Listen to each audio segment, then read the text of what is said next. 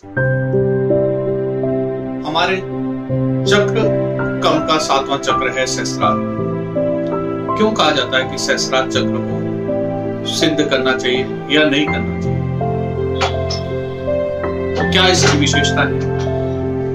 इन सब को जानने के लिए आप हमारे चैनल माँ दुर्गा मेडिटेशन का यह वीडियो पूरा देखिए और लाइक कीजिए और सब्सक्राइब कीजिए। जय माता की। माँ दुर्गा मेडिटेशन सेंटर में आप इसका एक बार फिर से स्वागत है। आज हम चक्र कम के 7वें चक्र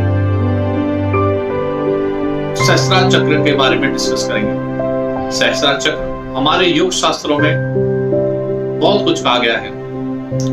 यह चक्र शीर्ष, मुकुट, केंद्र चक्र भी कहते हैं। इसके देवता भगवान शंकर हैं। इसको कैलाश पर्वत, शेषनाग, क्षीर सागर जैसे पवित्र दिव्य संबोधनों से भी इस चक्र का संबोधित किया जाता है। ये चक्र का तत्व सर्व तत्व यानी आकाश तत्व होता है। इसका रंग को प्रदर्शित करने के लिए हम जामुनी यानी पर्पल या बैंगनी रंग को यूज करते हैं, परंतु यह चक्र रंगहीन होता है। इसका कोई रंग नहीं होता। सहस्त्रार चक्र के बारे में कुछ मतांतरों के विद्वानों का मत यह है कि यह चक्र है ही नहीं, क्योंकि इस पर ईड़ा और पिघला नाड़ियों का कोई प्रभाव नहीं होता। यह दोनों नाड़ियां मूलाधार चक्र से शुरू होकर क्रमशः बाएं और दाएं होते हुए आगर चक्र पर मिल जाती हैं, और ये जहां ये एक दूसरे से मिलती हैं वहां एक चक्र अव्यवस्थित है, और उनके अनुसार यह चक्र एक पूर्ण खिले हुए कमल की तरह है। जबकि सहस्त्रार की स्थिति इस चक्र यानी आज्ञा चक्र से ऊपर स्थित होती है। इसलिए कुछ मतांतर में कुछ विद्वान इस चक्र को चक्र नहीं मानते। सहस्त्रार चक्र के बारे में हमको जानने को बहुत थ्योरेटिकली या प्रैक्टिकली बहुत कम मिलता है। यानी हम इसके बारे में इतना नहीं जान सकते, क्योंकि यह एक अलौकिक अनुभूति है। इसका जुड़ाव मटेरियलिस्टिक चीजों यानी भौतिक शरीरों से, भौतिक शरीर, भौतिक इच्छाएं, भौतिक अवस्थाओं से जुड़ाव बहुत कम होता है, और इसको सिद्ध करने वाले लोग ज्यादातर इस दुनिया से अपने आप को एक तरह से संबंध विच्छेद कर लेते हैं, जिसके कारण इसके बारे में स्पष्टता बहुत का अभाव बहुत है। माना जाता है इसका प्रतीक चिन्ह यह है कि कमल की 1000 पंखुड़ियां हैं और यह सिर के शीर्ष पर अवस्थित होता है। यह चक्र आंतरिक बुद्धि और दैहिक मृत्यु से जुड़ी हुई चेतना के संयोजन होता है। सहस्त्रार चक्र आंतरिक स्वरूप कर्म के निर्मोचन से और दैहिक क्रिया ध्यान से मानसिक क्रिया सार्वभौमिक चेतना और एकता से भावनात्मक क्रिया के अस्तित्व से जुड़ा होता है। यानी मतलब कुछ भारी शब्द हो गए। यानी इसका मतलब होता है कि आप की दैहिक क्रिया ध्यान से और मानसिक क्रिया सार्वभौमिक चेतना से, यानी मानसिक रूप से आप सार्वभौमिक चेतना से जुड़ जाते हैं और आप कर्म के से निर्मोचन होता है, यानी आपके कर्म पीछे छूटते चले जाते हैं। आप एकता और भावनात्मक रूप से शून्य होते हैं और अपने आप को ब्रह्मांड से जुड़ा हुआ पाते हैं। यानी आप और ईश्वर में एकाकार होने लगता है। यह उस तरह की चेतना जागृत होने लगती है जब व्यक्ति का सहस्त्रार चक्र जागृत होने लगता है या उस अवस्था में पहुंचता है। सहस्रार चक्र के बारे में यह भी माना जाता है कि यह आमतौर पर शुद्ध चेतना का चक्र माना जाता है। यह भी माना जाता है कि इसमें प्रकृति और जीवों में परमात्मा की झलक, यानी हर आत्मा में, हर सांस में, यानी आत्मा और परमात्मा का एकाकार हो जाता है। यानी पूर्ण तरह से जब हम सहस्रार पर पहुंच जाते हैं तो एक ब्रह्मांडीय चेतना या आत्मा का या परमात्मा यानी हमारा प्राण उस आत्मा यानी उस परमात्मा परम तत्व में विलीन होने लगता है। सहस्रार चक्र के बारे में यह भी कहा जाता है कि इस चक्र की अवस्था में बहुत लंबे समय तक नहीं रहा जा सकता। इसके कई उदाहरण हैं, जैसे हम रामकृष्ण परमहंस जो संत थे वो सहस्रार चक्र की अवस्था में बहुत लंबे समय तक रहते थे, जिसके कारण उनके गुरु तोतापुरी जी ने उनके सिर पर प्रहार किया, जिससे वो उस चेतना से नीचे वाली अवस्था में आ सके और अपने आप को इस भौतिक दुनिया से संबंध स्थापित कर कुछ कार्य कर सके। तो इस तरह जो सहस्रार चक्र की अवस्था वो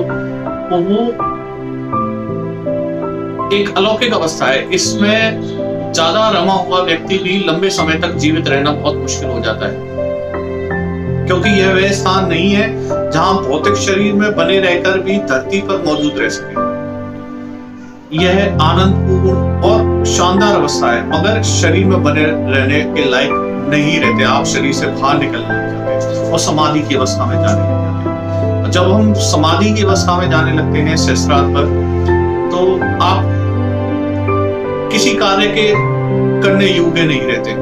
यानी आप एक अलग ही आनंद में, एक अलग ही आप उसको कह सकते हैं कि एक जिस तरह से एक अलग तरह का व्यक्ति नशा कर लेता है, यानी मद में उस अवस्था में आ जाता है कि वो मतलब उसी आनंद में रहने की उसी आनंद में, उस आनंद से बाहर निकलने की चेष्टा ही नहीं करता, वो उसमें ही रहने लगता है, और जिसके कारण वो एक नशे जैसी स्थिति होती है। इस अवस्था में बहुत बढ़िया अवस्था होती है, मतलब इतना आनंद शायद ही किसी अवस्था में होगा, और अस्तित्व संबंधी रूप में भी बहुत शानदार होती है। मगर आप इस अवस्था में रहकर काम नहीं कर सकते। चाहे आप काम कर भी लें तो बहुत प्रभावशाली नहीं होगा, क्योंकि आप तो उस ब्रह्मांडीय चेतना के साथ एकाकार है। तो आपके लिए इस दुनिया की चीजें बहुत ही जैसे उसको कहते हैं महत्वहीन, तत्वहीन लगती हैं, तो आप उसमें पढ़ना ही नहीं चाहते, आप उस आनंद में रहना चाहते हैं। तो इसलिए यह एक भौतिक और अभौतिक के बीच एक धुंधली दुनिया हो जाती है। आपका शरीर भौतिक में है और आप अभौतिक रूप से उस चैतन्य ब्रह्मांड में का आनंद ले लेते हैं। तो ये अवस्था बहुत एक आप कह सकते हैं कि इसके बारे में जितना हम कहें उतना बेहतर होगा, क्योंकि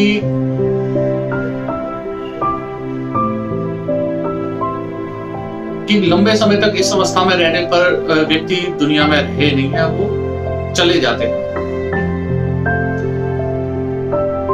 आपने शिव की परमानंद अवस्था के बारे में सुना होगा, जिसमें कोई उन तक नहीं पहुंच सकता। इतना केंद्रित और तीव्रता वाला देव अचानक उन्मुक्त नशे में अनुपलब्ध हो जाता है।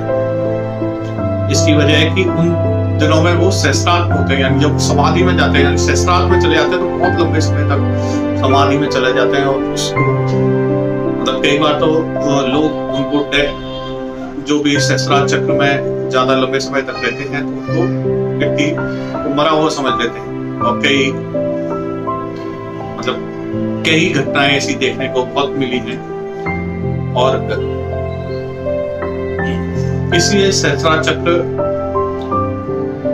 को माना भी जाता है कि सहस्रार चक्र तक अगर व्यक्ति को बिना गुरु के गाइडेंस में अगर सहस्त्रार चक्र को छूने की कोशिश करता तो उसको मना की जाती है।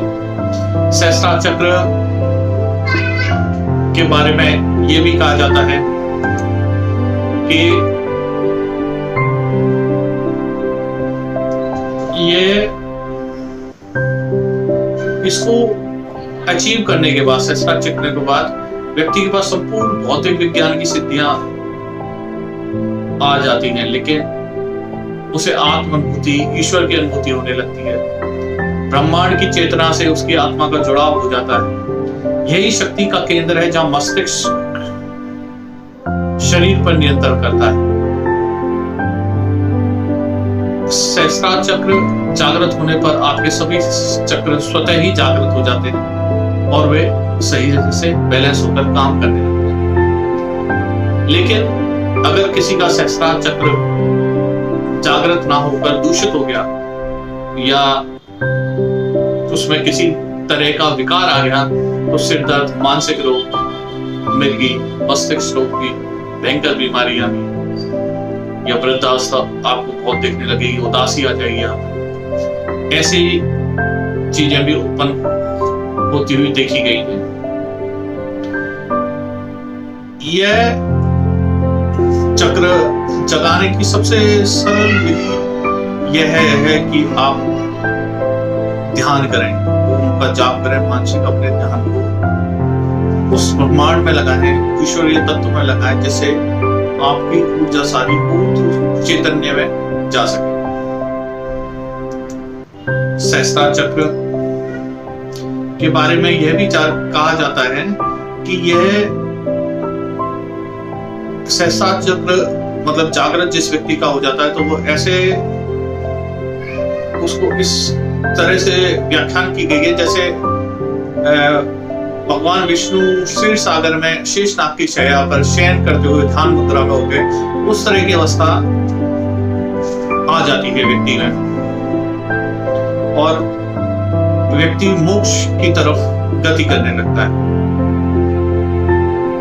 सहस्त्रार चक्र तक पहुंचने पर ही साधक को या व्यक्ति को अमृत पान का सुख, दिव्य दर्शन, संचालन की शक्ति, समाधि का आनंद, पूर्ण ब्रह्म प्राप्त करना, अनंत काल तक ऐश्वर्य व सुख पाता है। सहस्त्रार चक्र क्योंकि इसके बारे में यह भी कहा जाता है कि यह मेगा शक्ति से भी जुड़ा होता है। मेगा शक्ति यानी आप कह सकते हैं कि इसको सहस्त्रार चक्र को में एक ऐसी शक्ति पाई जाती है जिसे मेगा शक्ति कहते हैं। यह शक्ति स्मरण शक्ति, एकाग्रता, बुद्धि को प्रभावित करती है। सहस्त्रार चक्र में के जो कमल के हजारों जो पंखुड़ियां होती हैं वो विस्तृत चेतना का प्रतीक होती हैं। सहस्त्रार चक्र का कोई विशेष गुण और रंग भी नहीं है। सहस्त्रार चक्र को मतलब वो व्यक्ति की आत्म अनुभूति, ईश्वर की अनुभूति, जहां व्यक्ति आत्म ब्रह्मांड की चेतना से जुड़ जाता है और वह अपने सभी कर्मों से मुक्त हो जाता है और मोक्ष प्राप्त करता है। सहस्त्रार चक्र ध्यान में योगी निर्विकल्पों समाधि यानी समाधि का उच्च स्तर होता है जिसमें आपको कुछ भी ध्यान नहीं होता। उस समाधि के उच्च स्तर में तो आप उस ब्रह्मांडीय चेतना से जुड़ जाते हैं जहां आप पृथ्वी पर उपस्थित अपने शरीर, इस भौतिक शरीर को छोड़कर उस परमात्मा में विलीन हो जाते हैं, एकाकार हो जाते हैं, अपने आप को महसूस करते हैं। तो वो अवस्था सहस्त्रार चक्र पर आपको महसूस होगी और मन पूरी तरह निश्चल हो जाता है। ज्ञान, ज्ञाता, ज्ञेय एक में ही समाविष्ट होकर पूर्णता को प्राप्त करता है। ना तो उसको ज्ञान का मद होता है, अहंकार, मतलब सारी भौतिक जो निर्विकल्प हैं या विकार हैं उनसे मुक्त हो जाता है। सहस्त्र चक्र के बारे में आपको ये जानकारी कैसी लगी, आप हमें जरूर कमेंट बॉक्स में बताएं और हमारे चैनल को लाइक करें और सब्सक्राइब करें। जय माता दी।